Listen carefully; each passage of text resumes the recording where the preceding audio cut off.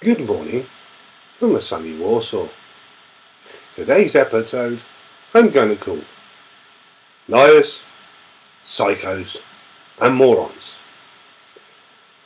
Recently we've seen the delights of Hillary Clinton come out from under her pantsuit and call everybody Russian bots. And how the disinformation goes around like wildfire. Well, it's not just only Hillary Clinton that does that. Lots of people do it on the internet. And one classic example is a one Field McConnell. Now, one of his stooges, what was his name? Gobsmack,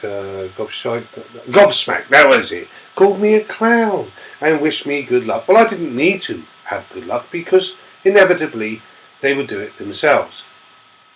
Recently, we had another inciting instalment by Phil McConnell stating with this bizarre woman, Vandersteel, that actually Barack Obama had been taken to a firing line and shot. Oh. So, is that a body clone that was with the DNC last night thing with Eric Holder, that there's photographs of him with Alex Soros? Oh. Slight problem there. Same as the same problem with every other lie that Phil McConnell has come out with.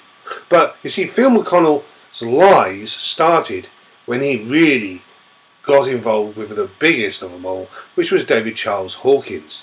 This is the guy that gave the green light for McConnell to face himself in with 9/11 by making out that his sister had created everything. I mean, Hawkins is the guy that stated that she was the creator of the Senior Executive Service. Wrong answer. That was Scotty Campbell, under directions of Jimmy Carter, the then president at the time, who then created the Civil Service Reform Act of 1978, signed into law in October the 13th, I believe, of 1979 or 78, 79, I think. I can't remember of the actual date, but it's there. You'll find it. You'll see. You really go and research it yourselves.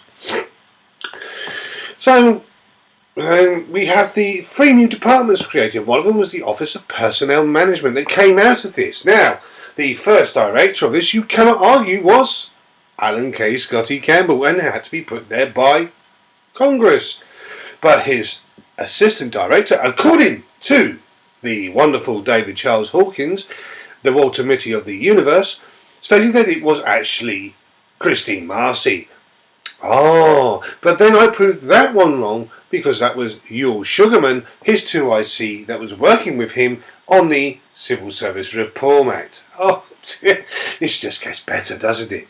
It just gets better. You see, this is the guy that called himself a forensic economist and also ordained, believe it or not, Phil McConnell stated himself as a forensic economist at one point. We have actual email evidence of that as well. But you see, the forensic economist, we exposed that as a big lie. The world's first forensic economist, David Charles Hawkins, was one of his mantras. And we proved that wrong.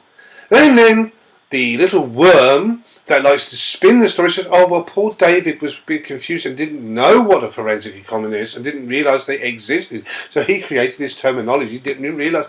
Well, that's a great researcher. He didn't research the very fact of that. Then we exposed another big lie, a big hoax, the Mendenhall hoax, which was created in 2011, not 1978 or 79, the so-called Washington Post article that hangs on every word that Mr. Goodman, the Gimp, would say. No, here's the facts as they are. Mendenhall was 2011. It was a guy called Richard Mendenhall, and it was a meme because he dry-humped somebody on his team because there was a feud going on, if you ever researched it. But the spin happened again. Poor David didn't know. He wasn't aware of this. Hello? If he went to the Urban Dictionary, it states there, Steelers, Mendenhall, blah, blah, blah, blah. It's all there in black and white.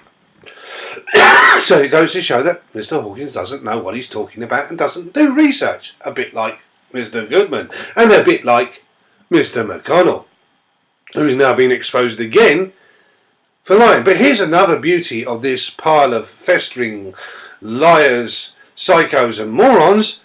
is one Kevin Shipp, the extreme, wonderful expert that he is, stated that me was part of an undercover operation. I was a spy. And validated Field McConnell. This is the same intelligence guy that said William Barr was in the Bay of Pigs at the age of 11. Yeah, that's right. So what we have here is a continuation of the lies, the disinformation. These people are only interested in one thing: bums on seats, money in pocket. They are defrauding people by selling you fake and false misleading information and backing each other up, in other words, to take from each other's groups to fund their fantasies. But I want people like, and there's one guy on there at the moment, from the desk of somebody, I can't remember off the top of my head, but if he's watching this, I hope he does. I want you to go start researching him. I'm going to give you an interesting clue of where to look with Mr. Field McConnell. And same with you, Agent 19, if you're watching this. You don't have to take it from me. But here's an interesting thing about a scam they were pulling. You see, at one point, Able Danger, which is also involved with the Q boards, believe it or not, on Discord, because they were run by a guy called Braveheart, who was the so-called chaplain of this group, who was trying to discredit anybody that interrupted their cult, because I knew about this cult a long time ago, because it was me that exposed all of this at the beginning. So I really started saying, hang on a minute, these people, because nobody ever questioned the narrative. Nobody.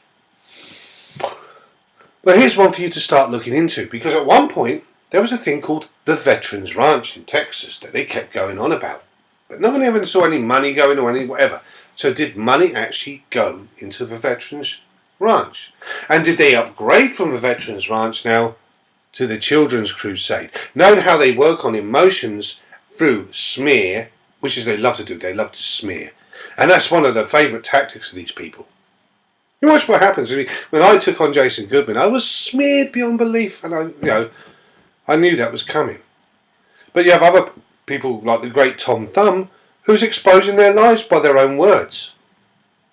I, in the past, showed lots of information and put lots of information out there along with evidence. But I'm also going to give you another piece of evidence here for everybody else, because it's Hawkins, McConnell and Goodman are all stating that Sir Nicholas Soames, a sitting member of Parliament at the moment, raped a woman in 1978. So, because Mr. Goodman is such an extremely great researcher and fantastic journalist, he'd obviously know that Sir Nicholas Soames has a webpage. So I'm going to link two things below. One, the evidence that Barack Obama is still alive and well, as of yesterday. And number two, I'm going to give you Sir Nicholas Soames' contact details. And you can all ask him, does he know Christine Marcy, and did he rape Christine Marcy? I suggest everybody does it. You can phone through Skype, you can do whatever. Email him. The more people, the merrier. Because if it's true, then it will come out. But if it's a lie, which it is, then these people could be held in account for this. Finally, to shut down the cancer on the internet, that is Hawkins, because he is a cancer. So on that note, I have prepared something for you people as a way of saying, because I won't be on for a little while because I'm busy at the moment. So I did this for all you people. Happy Halloween from the Tattooed Clown. Do Svidaniya.